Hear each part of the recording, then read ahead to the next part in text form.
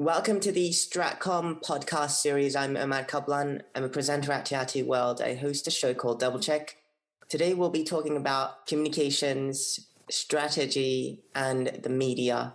And I have Dr. Tarek Cherkaoui with me, who's the author of The News Media at War, The Clash of Western and Arab Networks in the Middle East. Dr. Tarek is an expert in the field of strategic communications and is currently the manager of the TRT World Research Centre. Dr. Tarek, thanks for joining us. Just to kick it off, let's start with your book. Now, in your book, you specifically mention the 2003 Iraq War, and you use it as a case study. And in particular, you talk about the messages that are being communicated both by Western and Arab news networks. So how did those messages differ? And what can we take out from all of this? Well, first of all, thank you for having me and giving me the opportunity to talk a bit about my book, News Media at War. Well, as you said, for me, this was a very important event. Actually, it is not just for me, but it's for the entire world. The war in Iraq 2003 was a defining event for the 21st century. Why? It's because there were so many changes around the world, whether geopolitically, geoeconomically, and so on and so forth. And plus, this was also the war which was designed by some quarters in the United States to take control of the total control of the Middle East. And if we remember the whole rhetoric at that time, the neocons have imbued the public sphere in the United States, but not only in the United States, but also around the world. So the importance of the book relies on, there are so many, I think, interesting aspects that I tackled. One of them was, first of all, it's a comparative study.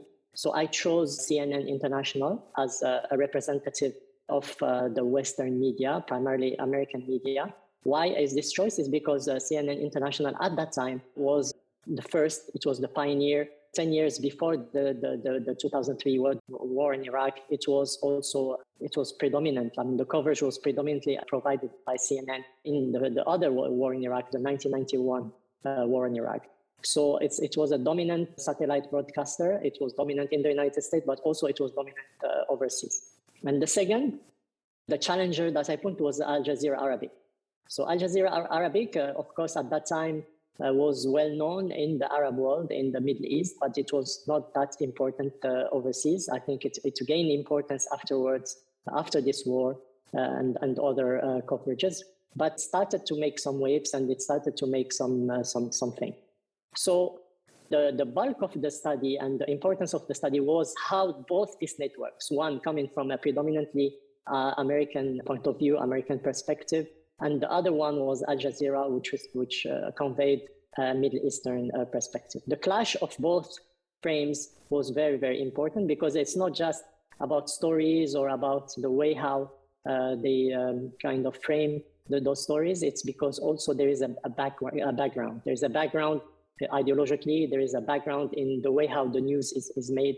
There is a background in how the perceptions, the use of language, all of that clashed during that war. And we know that wars are very, very defining moments for news media because it's 24 hours. It's the adrenaline is very high. The executives of both networks are, on the clock, around the clock, pushing the employees and the staff and the news producers to give their utmost best.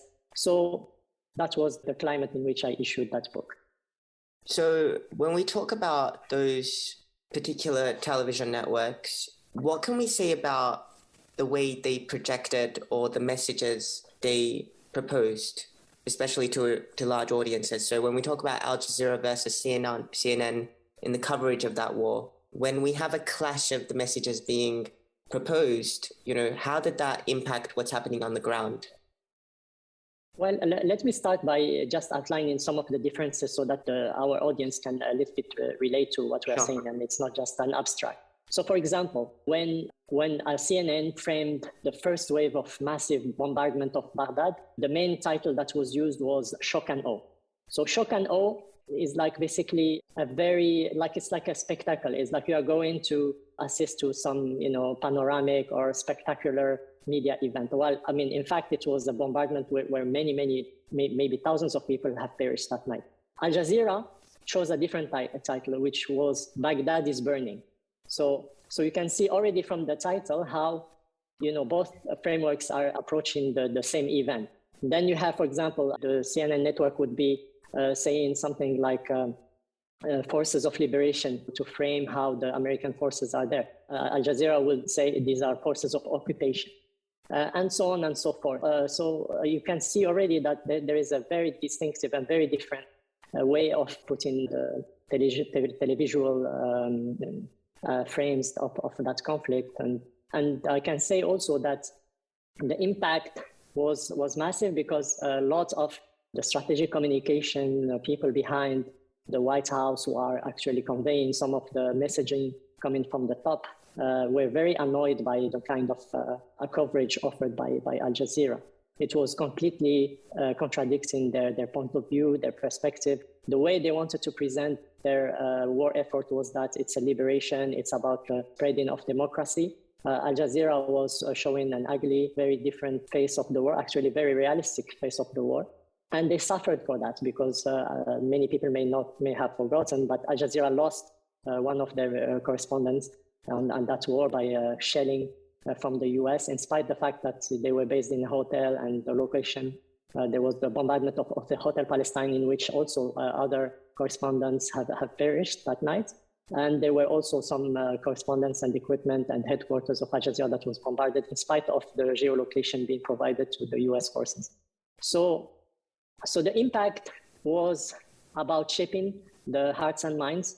The United States wanted via some of the networks to convey a very kind of aseptic, a very clean version of the war. The whole actually episodes of the war were already prepared in advance, how the media would be covering and what aspect of the war would be covered. Most of it would be about the hardware, how efficient is the American hardware, the armaments and so forth. Some of it would be about the heroes, highlighting some of the heroistic acts by U.S. servicemen and servicewomen. And there was a whole week about saving a private, they call it, it's like the movie, like Saving Private Ryan. And in that, there was a week dedicated to saving a private woman that was saved from the front. So Al Jazeera gave a totally different, this was not the scripted version, it was totally different, totally challenging. And this, of course, raised a lot of awareness about the barbaric aspect of the war and the victims of the war, often voiceless victims of the war. For example, when CNN would cover the bombardment, it would be a very large, like from far away, which only seems like the building are being destroyed, but there is no human presence. Everything has been cleansed, and there is no blood, no suffering, no people dying, etc. Al Jazeera would be the opposite. They had correspondents actually on the ground at the time of the war, and they have it in many cities, not just in Baghdad. They were in Mosul, they were in Basra, they were everywhere, and they had footage from the streets, and this showed like the war was an ugly endeavor, and there were a lot of victims from that event.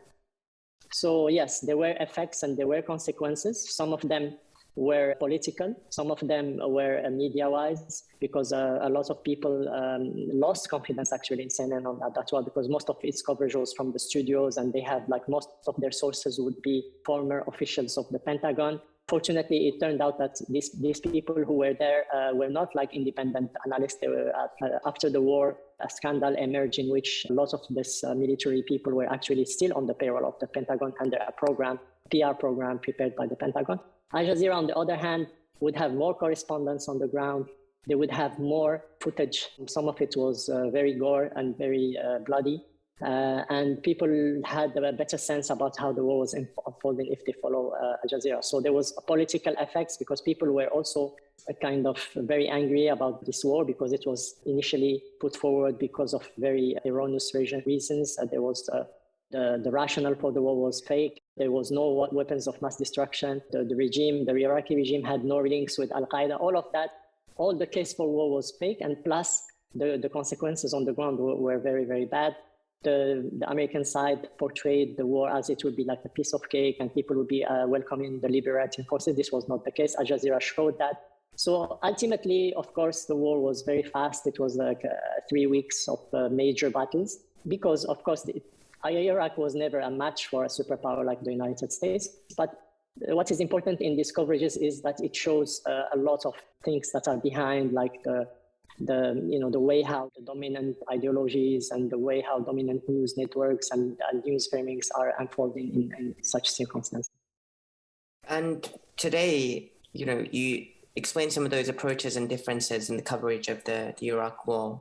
But today, when you look at various news networks, do you still see this approach, the difference in approach reporting continuing, like when you talk about ongoing conflict? So if we talk about the Syrian war, if we talk about Libya, Yemen, or the Israel-Palestine conflict, do we see a difference in coverage? Do we see some of those approaches you're talking about in mainstream media?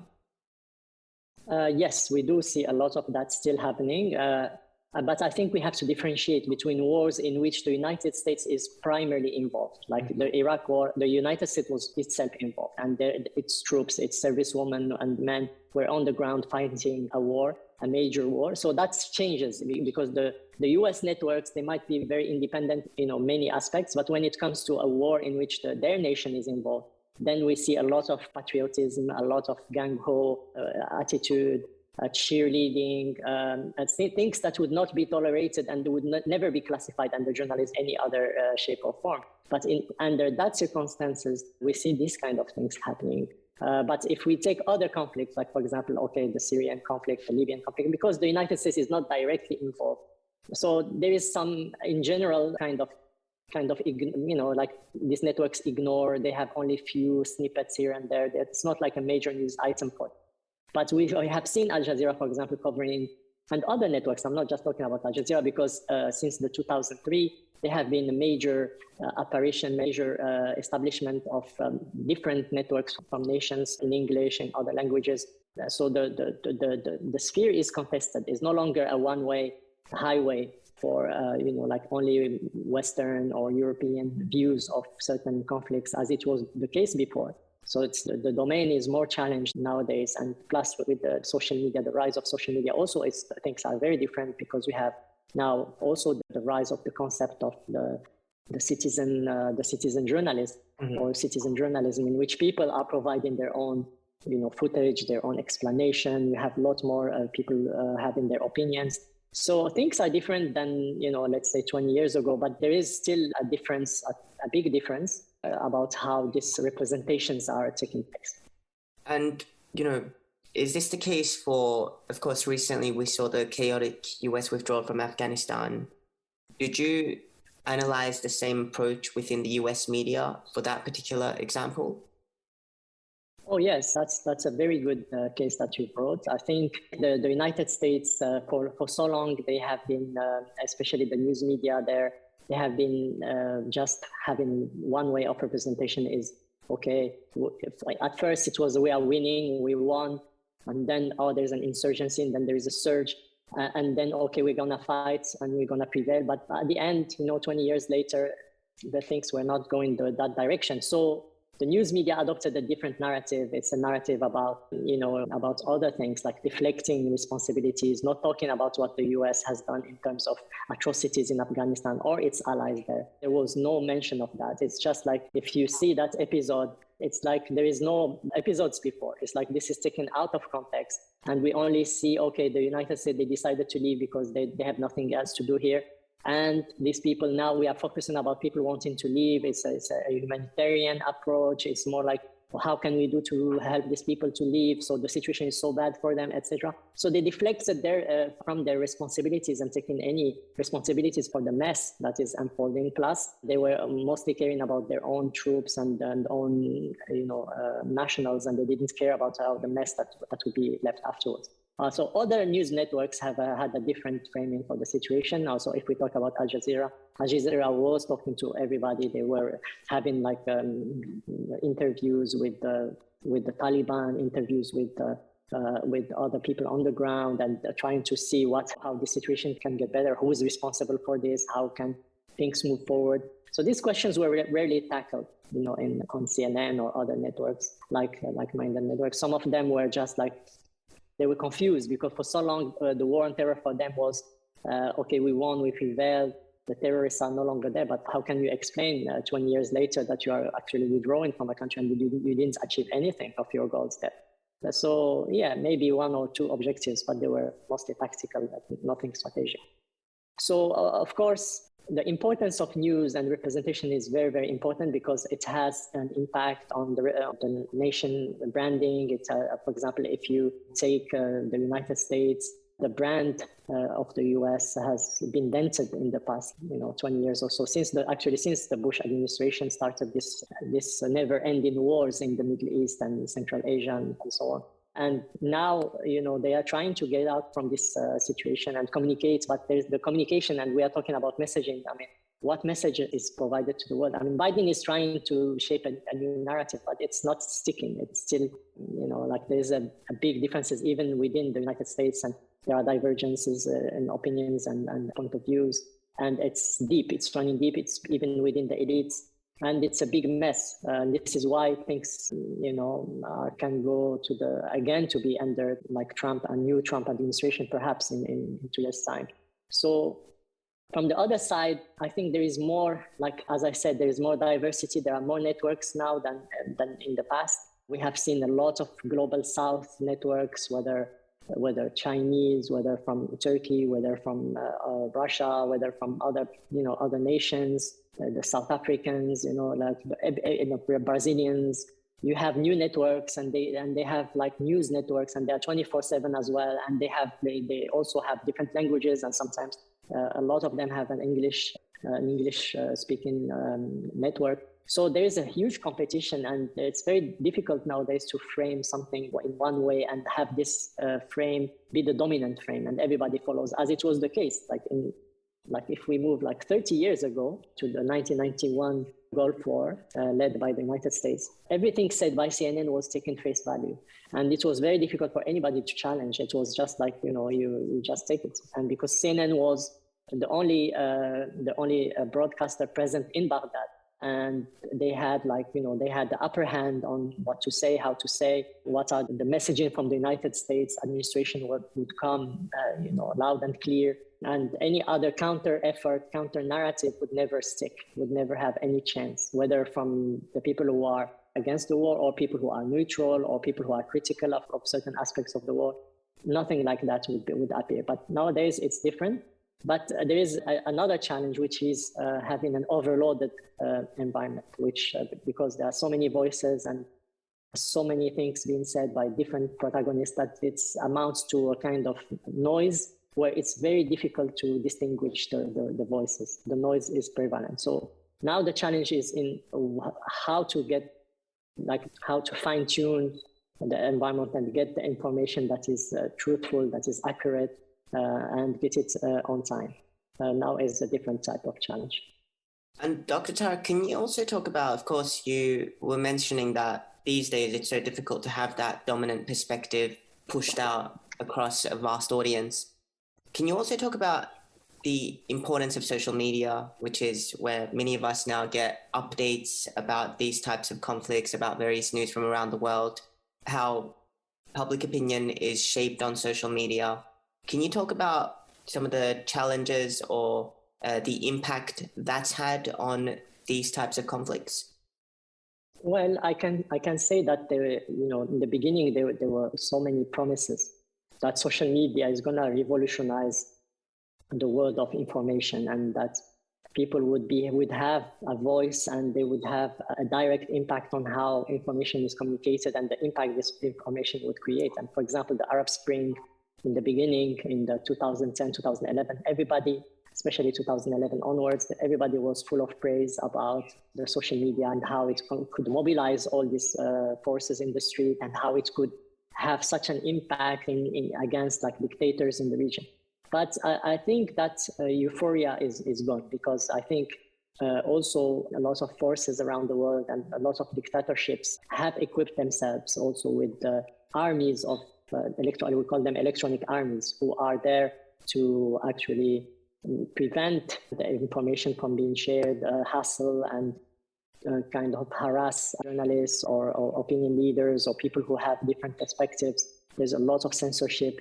There's a lot also of corporate ownership, and many people don't know that, but 80% of the the information circulated on social media is more or less belonging to like the big owners of media in general and big conglomerations.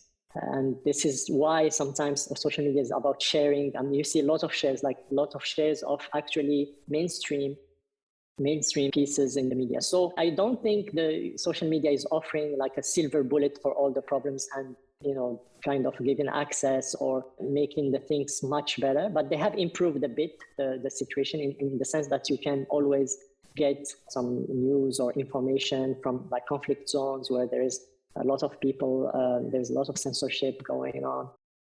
So there is some improvement in some aspect, but there's also the heavy presence of propaganda, computational propaganda. There are a lot of bots, a lot of trolls, a lot of troll factories being, and we have seen it like whether in the elections, the Trump election, whether in other elections, we have seen the presence of these forces and the way how they manipulate the social media in order to trigger certain responses. We all know about the Cambridge Analytica scandal that showed how manipulation happens via social media. So from an optimistic point of view, of course, there is an improvement, and we have to fight for having this social media as a means to democratize and having access to information and having the ability to reach accurate and truthful information. On the other hand, we have to be careful that the same forces that try to actually stop journalism from happening and actual information from reaching the masses is still also prevalent in the social media world. Dr. Tarek Cherkaoui, thank you for a very enlightening chat on the StratCom podcast series. Thank you very much for having me.